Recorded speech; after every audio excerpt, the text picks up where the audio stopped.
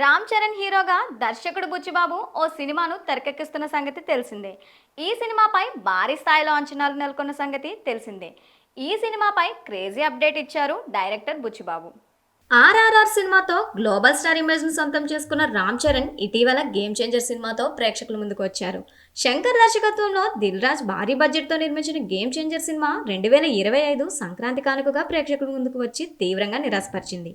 అయితే అప్పన్న పాత్రలో చరణ్ నటన బాగుందని విమర్శకుల ప్రశంసలు దక్కించుకుంది. ప్రస్తుతం అందరి దృష్టి బుచ్చిబాబు దర్శకత్వంలో రూపొందనున్న RC16 సినిమాపై ఉంది.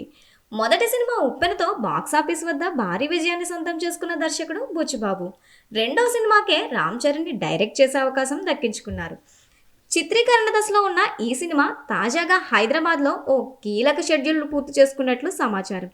దీనిలో భాగంగా చరణ్ దివ్యాంగులపై క్రికెట్ నేపథ్యంలో వచ్చే సన్నివేశాలను చిత్రీకరిస్తున్నారు. మార్చి మొదటి వారంలో కొత్త షెడ్యూల్ ఢిల్లీలో మొదలవుతుందని సమాచారం.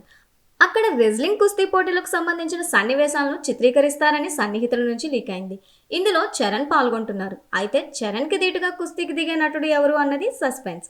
ఈ చిత్రంలో శాండిల్వుడ్ స్టార్ శివరాజ్ కుమార్, మీర్జాపూర్ ప్రేమ్, దివ్యేందు శర్మ కీలక పాత్రలో నటిస్తున్నారు. టైటిల్ టీజర్ను రామ్ చరణ్ పుట్టినరోజు సందర్భంగా మార్చి 27న విడుదల చేయాలని ప్లాన్ చేస్తున్నారు. ఈ చిత్రాన్ని వృద్ధి సినిమాస్, మైత్రి మూవీ మేకర్స్, సుకుమార్ రైటింగ్ సంయుక్తంగా నిర్మిస్తున్నాయి. రెహమాన్ సంగీతాన్ని అందిస్తున్నారు.